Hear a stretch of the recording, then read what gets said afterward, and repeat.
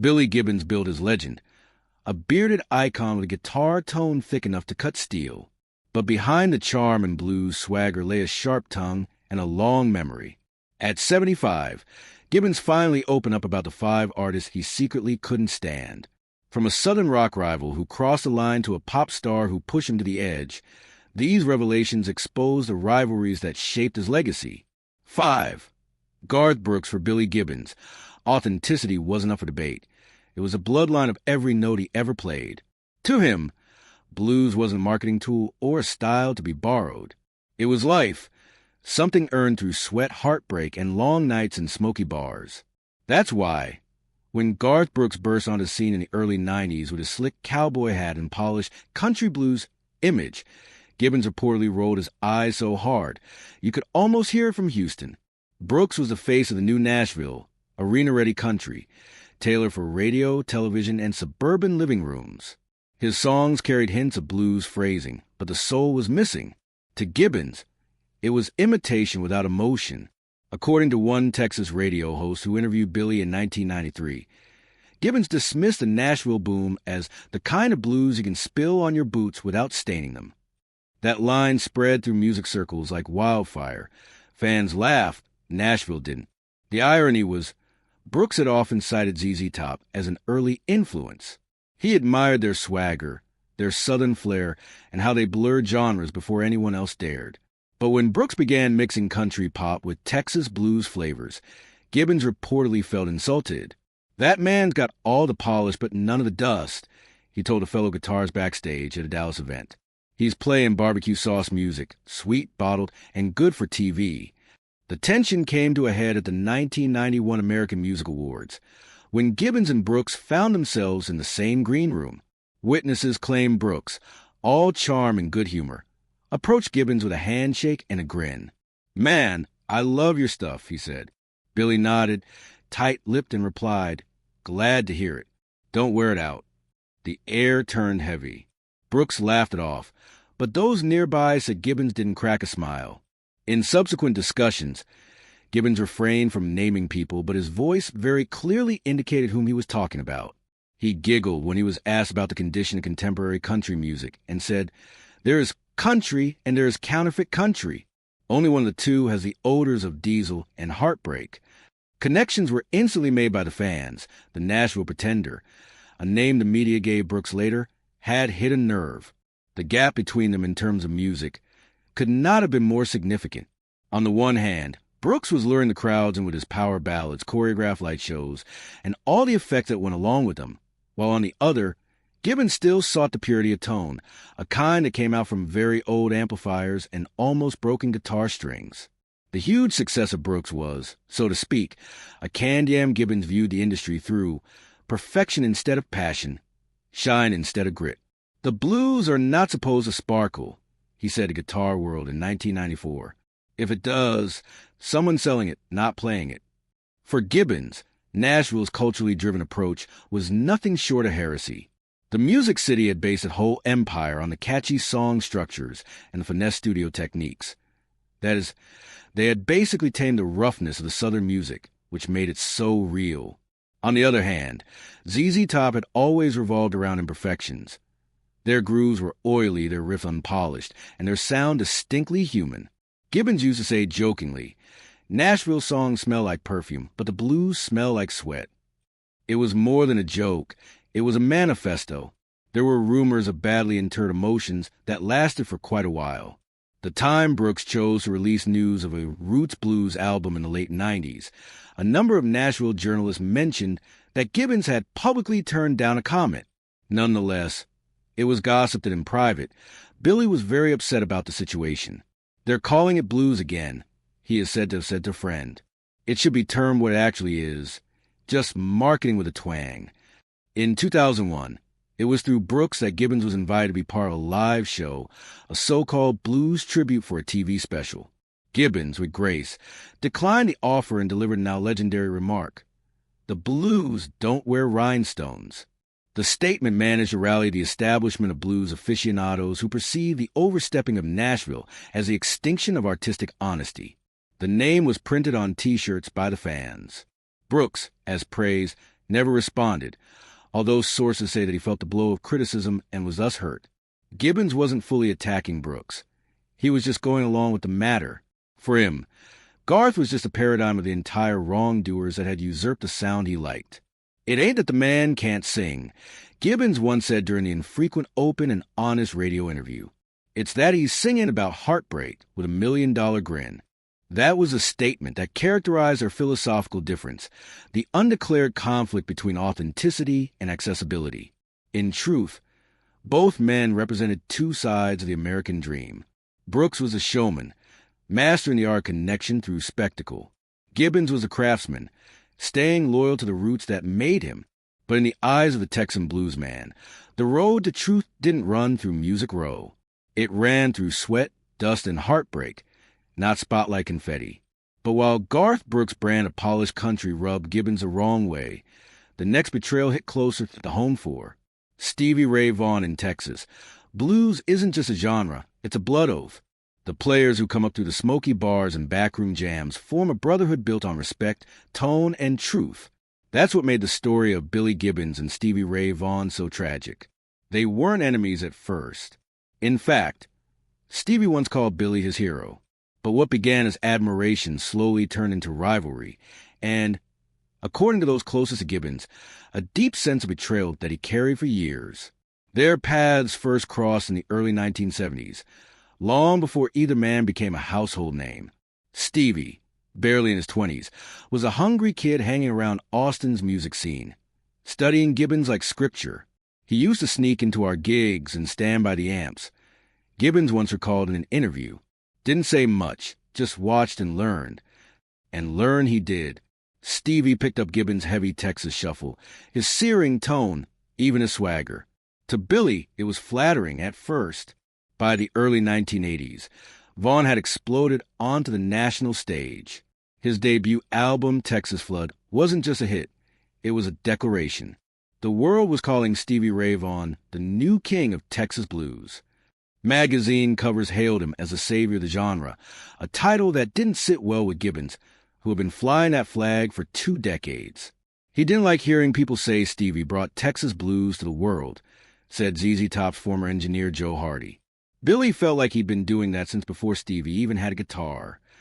The initial signs of friction showed up in 1984 when a journalist posed a question to Gibbons regarding his opinion on Stevie's ascent. The ever-cool for the shades, Gibbons said, "The kid can play." However, the ones who were close to him revealed that his tone was more icy than amiable. It was reported that Gibbons, on the other hand, was complaining that Stevens' tone was a little too close, particularly the powerful, dense sound that Vaughan produced with his Stratocaster and tube screamer combo. This rig setup was almost identical to Billy's own rig years before, which partly explains the complaint. The situation grew worse when the management of Stevie reportedly asked for guidance from Bill Ham, the producer of ZZ Top, to help Steven find a suitable studio. Billy felt that was a line crossed, an old roadie said. He told me, "That kid is not only getting into my territory, he is also trying to use my boots."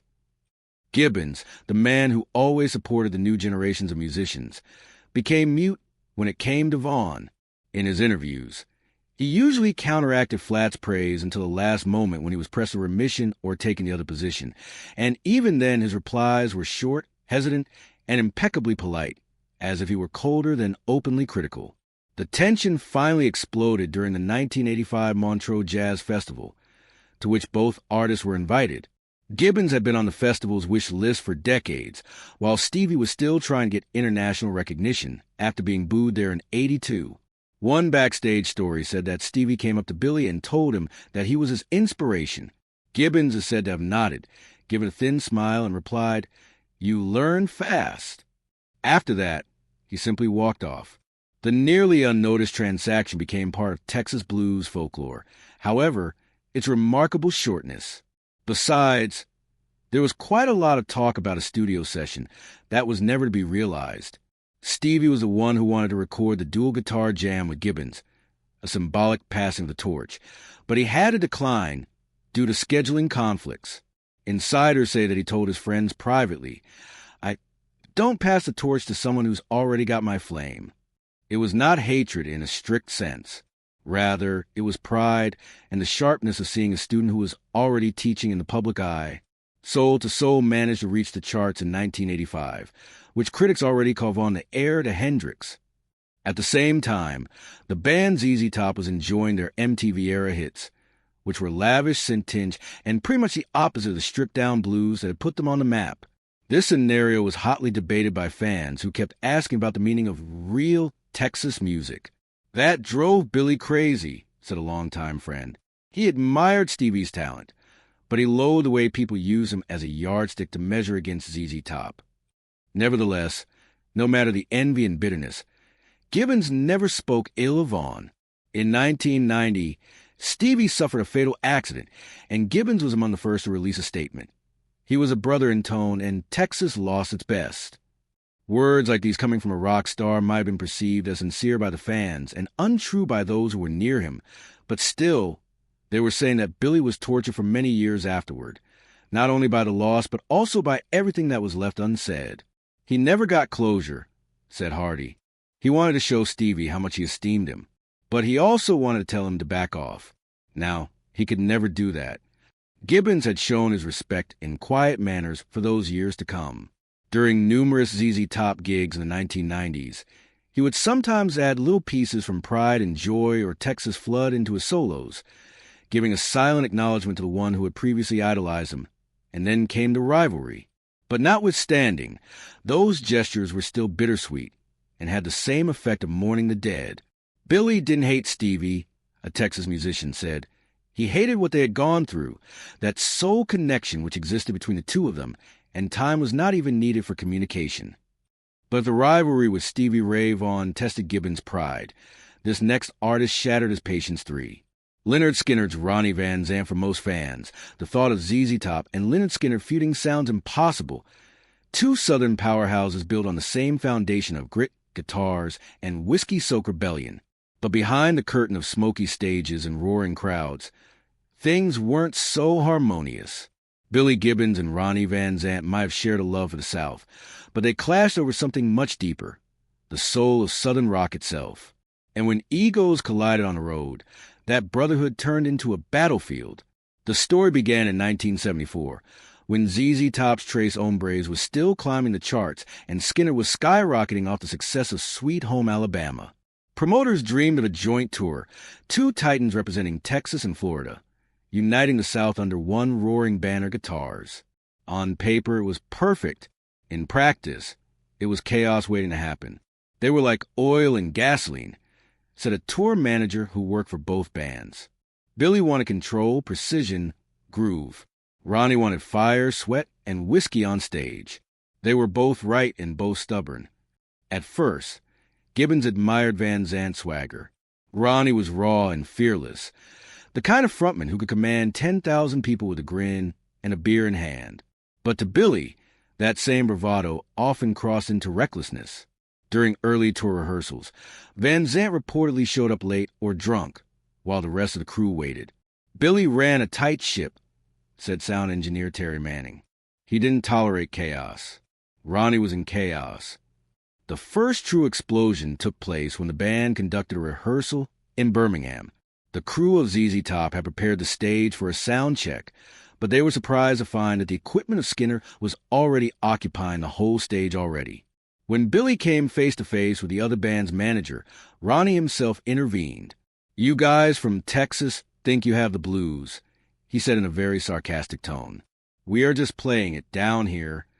The atmosphere was so tense that it could be cut with a guitar pick. Billy, who always kept his cool, simply smiled and replied, "Then try play it in tune." The insult was very effective, and from then on, the respect was no more.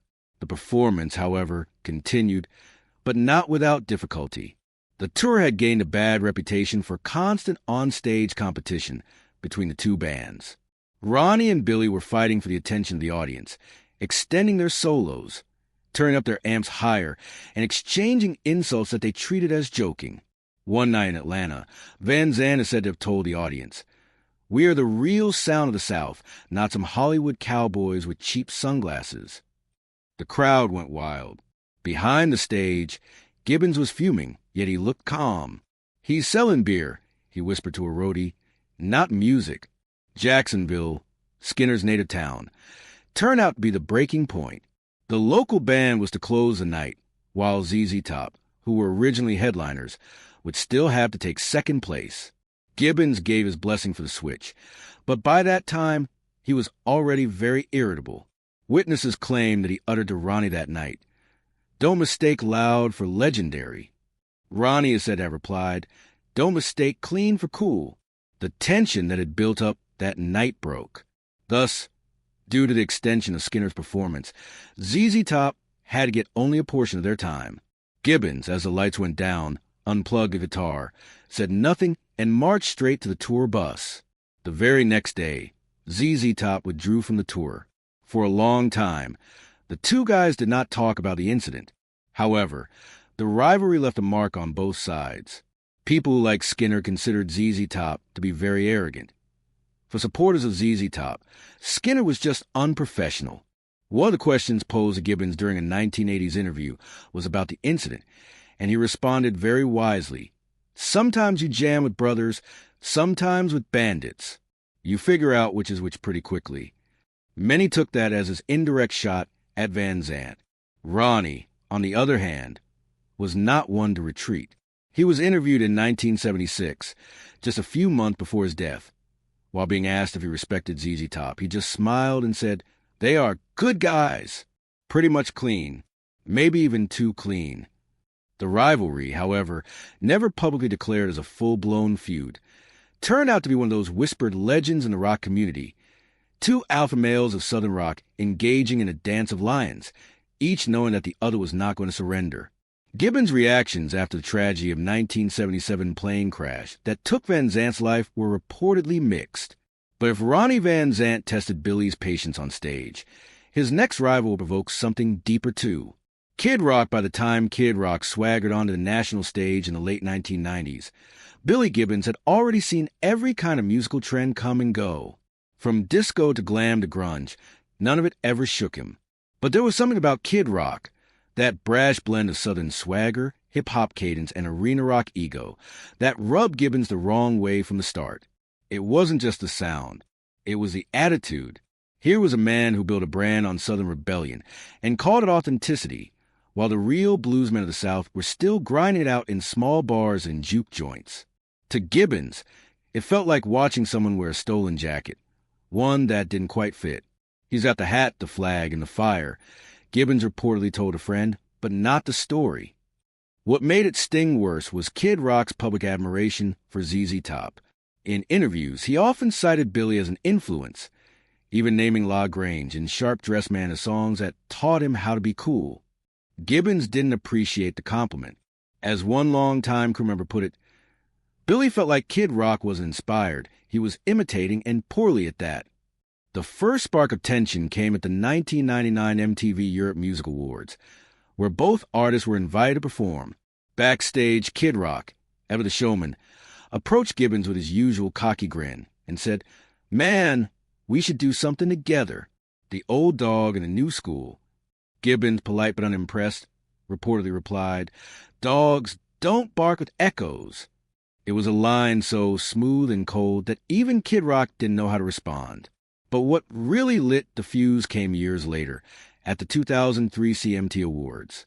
Kid Rock, by then trying to reinvent himself as a country outlaw, took a jab at the old guard during his acceptance speech, saying, "Some of these old guys in cowboy hats think rock and